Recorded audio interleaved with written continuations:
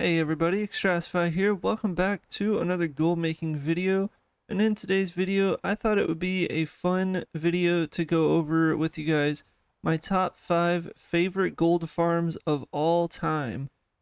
Now, some of these gold farms may not be that great or as great as they used to be back in the day, but overall, these are some of my favorite farms that I've always gone back to over the years, and just wanted to make a fun listing video for you guys, maybe to visit these, give these farms a try. Now, one thing to note is this is not my favorite farms for most gold per hour.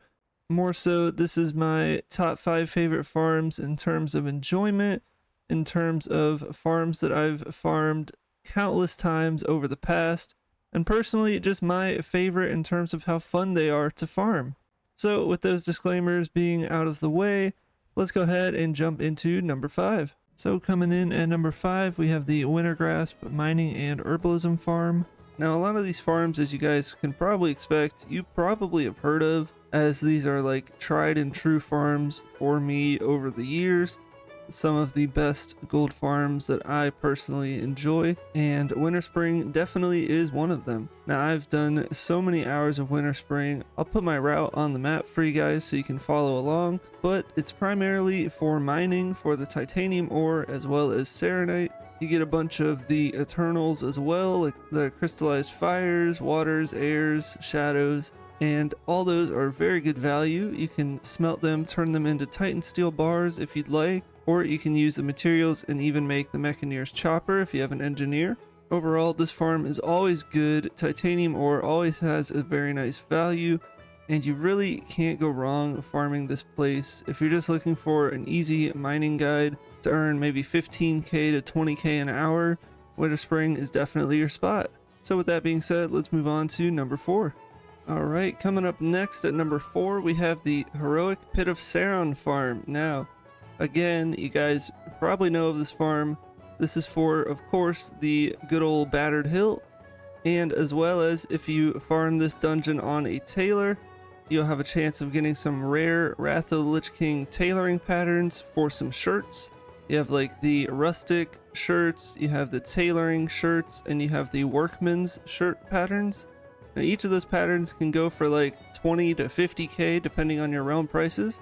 And again, they only drop on a Northrend tailoring tune, so make sure that you farm this dungeon on a tailoring tune that has Northrend unlocked. Some of the main reasons I love this dungeon: again, farm it on heroic only, as that's the only way the battered hilt has a chance to drop, and since it is on heroic, do not kill any of the bosses, of course.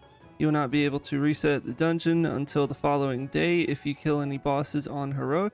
So I just like to do a little lap here while mounted, and then take them back to the entrance as you're seeing, and just burst them all down. The dungeon's super quick, takes maybe 2 to 2.5 minutes per run, and overall the battered hilt has always had a good price, and the tailoring pattern shirts are just a very nice extra supplemental gold increase. Along with that, you get a ton of nice frostweave cloth, and you get some nice Wrath of the Lich King transmog. Be on the lookout for any transmog weapons, such as the Astral Light Bow, has an insanely high value of over a couple 100,000 gold, and along with that, all of the good Northrend weapons and shields, things like that, a lot of them have good value too for thousands of gold. So overall, this farm is very, very nice, and I farmed it tons over the years. So coming in at number 3, we have the Vashir Dual Gathering Farm for mining and herbalism. Now, one thing to note with this farm is make sure to do the Vashir intro quests so that you unlock this ability called Sea Legs. It's a passive that greatly increases your swim speed while in Vashir. So if you pair that up with a druid in the aquatic form, you guys will go super, super fast, making this a lot more efficient. So make sure to do that intro quest. I'll put a route on the screen, but it's pretty straightforward. You're basically just doing a big loop and rinse and repeating. The spawn times are really good. There's always herbs and ores to gather. The only deficit with this farm currently is that the prices for like the Stormvine and the Ajara's Veil are not great. They're not what they used to be. They're like under 10 gold. They're like 8 gold a piece. So this farm isn't too great currently, But over the years, I've done this farm countless times, and it has been such a good payday. Along with that, make sure to check out for this world boss here, Mobus. He always has a chance to drop good world drop epics, and he's usually up because, let's be honest, not many people are in Vashir. Also look out for another rare spawn called Poseidus. He has a few different spots I'll put on the map again, but he has a chance to drop the Reins of Poseidus, which goes for like 5 to 10k on most realms, and that mount is a 100% chance of dropping if you do find him, so make sure to check for him as well. Like I said, this farm isn't as great as it used to be in years past, but overall still a good farm, and it will always have a spot in my heart as I've spent many hours here farming. Real quickly, just want to give a thank you to goldcap.com, my new affiliate partner.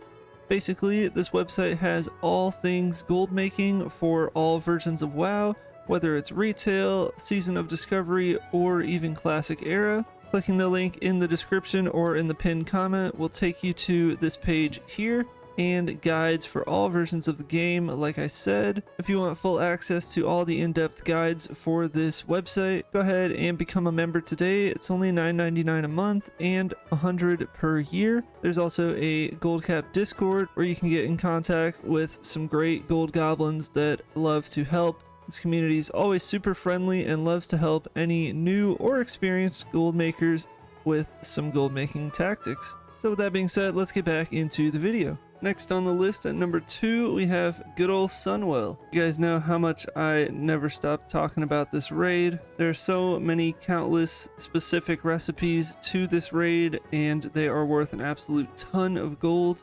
As you guys can see, we literally got one from one of the first packs, and it goes for over 50,000 gold. Now these have a good sale rate.